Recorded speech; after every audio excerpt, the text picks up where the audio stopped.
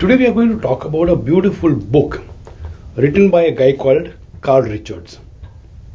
Carl, a journalist, had a wonderful habit of sketching his ideas and thoughts. And at one point, he would go to a restaurant or a coffee shop, and if an idea came, he would sketch it on the paper napkins. Eventually, those sketches became so famous that Carl Richards today is known as the sketch guy. Being in the world of investing, some time back he came across a study by an agency called Dalbar, based out of the US. Dalbar conducts a particular study, and that study is published regularly. Even now it's available. What they do is they look at various investment avenues, the returns generated by those investments versus how much returns the investor actually got in hand. Now somebody may wonder, what is the difference between the two? Well, the difference was huge. According to that study, the investment generated something like 10% annualized returns. The investor took home roughly around 4% out of that. And this was very surprising for Carl. He read the report further and figured out. And that's where one of his most famous sketches showed this much was the investment return and this much was what the investor got. The gap between the two is what Carl called the behavior gap, which is also the title of this book. What are the factors leading to that behavior gap? Two obvious factors are the transaction cost. So whenever you are entering or exiting, there are transaction cost, and the taxes. Whenever there are profits, you pay taxes on that, and both bring down the investment returns. But the biggest contributor to this behavior gap happened to be the behavior of the investor. So it was not the investment, it was the investor. Let's elaborate on this.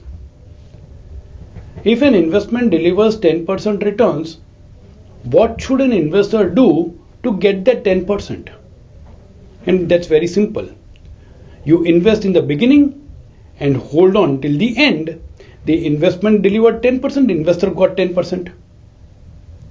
But what happens is, and especially in stock markets, the investment delivers good returns, but those returns are not linear. They go up and down, and in that process, the investor towards the peak gets greedy and invests, and towards the bottom gets fearful and pulls the money out. And if we keep doing this again and again, we are turning that conventional wisdom upside down.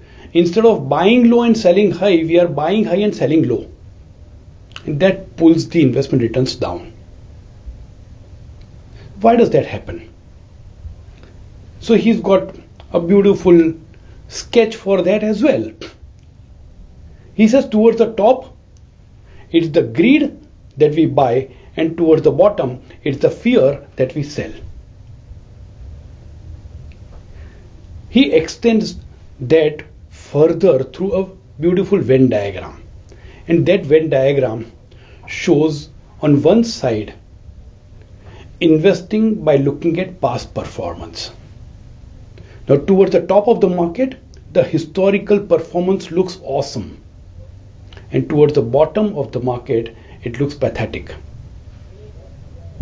And because of that, if we look at the past and invest, on the up cycle, at the end of the up cycle if I get and the down cycle starts, or at the end of the down cycle I exit and the up cycle starts.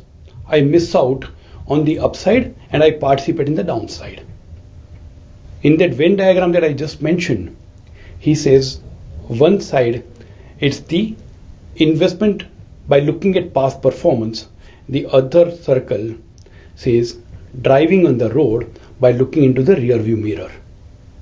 And both have one thing in common: you will meet with an accident.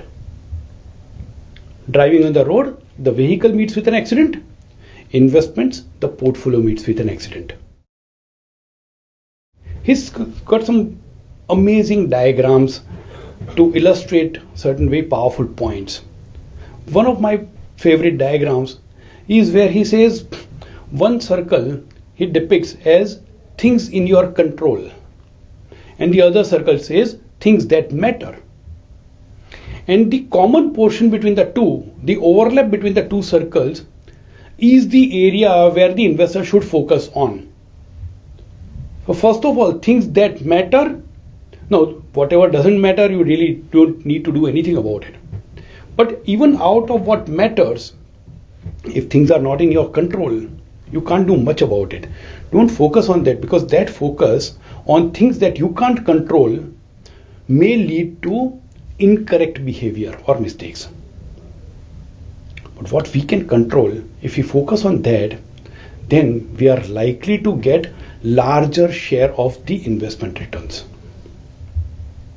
I found this book to be very interesting. It does not tell you where to invest. It tells you why invest at all and how to invest. It's not about the outside world, it's about us. I very strongly recommend that every investor should read this book, Behavior Gap by Carl Richards. Investment in securities market are subject to market risks. Read all the related documents carefully before investing.